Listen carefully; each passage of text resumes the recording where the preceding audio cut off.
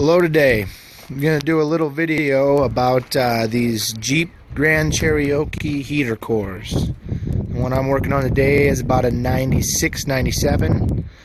I believe they're the same through about 92 to 99. But you'd have to check and make sure on your own little vehicle. I watched several videos about how to take these heater cores out and found that everybody was taking the dash out close to it, but when it come time to actually install the new heater core, they were all having a real hard time. I did have to go through and try to figure it out myself, and I ended up having to cheat to do it myself because there is no way to do it without completely removing the AC lines and the entire heater housing unless you cheat. So what I did is I took a 4-inch grinder and I obviously cut the two tubes to remove the old housing. Simple. That's what everybody's doing. Once you cut the two tubes, you're able to slide the old core directly out of the housing. With this out of that and all the mess cleaned up from the press stone and the leaking and everything else, I was left with trying to figure out how to install the new core. I thought about it for a while and I decided that the easiest way to do this without removing everything was to simply remove this piece right here. And this piece right here is the front house for the plastic housing for the heater. You can see I went right from the one side about middle of the housing and cut all the way down to the corner. At that point I turned and came up to the front face. Then I came from over here and went from right there on top of the housing, from that side of the core, straight down, trying to avoid all the different bumps and things for mounting, right down to the side, right down to the front. Right here at this junction, the center of the core, I originally did cut all the way across here because I assumed that this housing was glued shut to be airtight, but it is not. You do not need to cut across the bottom. All you need to do is make the connection to the bottom of that top half and this piece will come out. With that piece removed, there is just enough room to get the bottom of this core past that corner and the tubes into the holes and drop it directly in without having to bend any of these tubes. A lot of the videos I was watching, they were bending the tubes back and forth trying to get the housing in there, and by doing that you risk bending and damaging those two fittings. As soon as those fittings are damaged, you're right back to needing to replace the whole core and doing this all over again. So what I suggest is I would take your 4-inch grinder, you could even probably get in there with a Dremel with this cutting blade and try to cut down this housing, making nice clean cuts down along here the side, down along the other side, all the way down. And then once you do, this housing is V'd.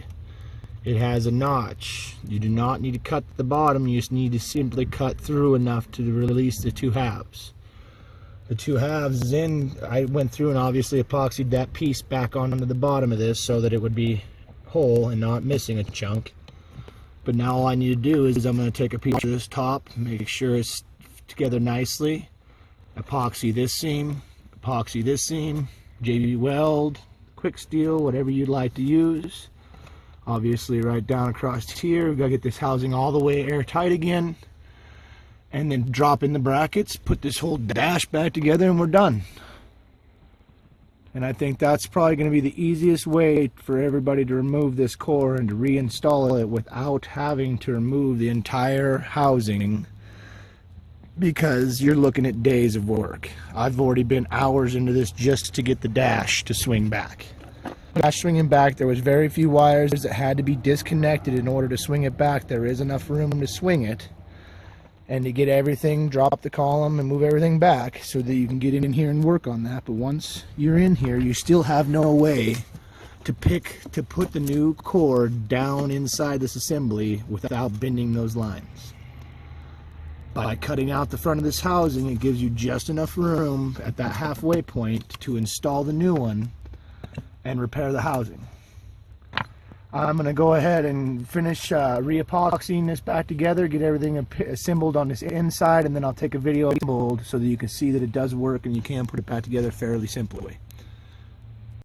I realized I didn't really show inside this thing very well or anything, so I'm going to give you a nice little close-up here. You can see right there that rod on the side of that core is the flap, and you want to stay away from that hinge point. Don't go too far that way. Down inside here is just the core. I wiped it out pretty good. Back there, we'll get you a little spun back behind here a little bit maybe. And no, the phone won't fit. You can kind of see back new connections. The holes through the dash that are the main problem for trying to slide that thing out. And I did want to say that when I did cut this plastic housing and remove this piece, that I did do it without the old housing in. It was an empty shell, so I could tell exactly what was inside of it, exactly where I was cutting. So I knew that I was missing everything because I could look down inside there and see where I was cutting through the housing at, because there was no heater core inside the housing. At that point I could see that I could cut through right here, and that I could cut down here, and I could cut over here without actually hitting anything. I wouldn't suggest trying to cut it out with the old housing in there. I would remove the old housing by cutting the old lines and sliding it straight out. It's fairly simply, once this dash and everything is out, just to cut those lines, slide that old housing out, and then at that point you can see right into the housing and decide exactly where you want to cut. I've kind of explained already where we cut and what we did to do it, but I wanted to elaborate a little more on that. Alright, thanks.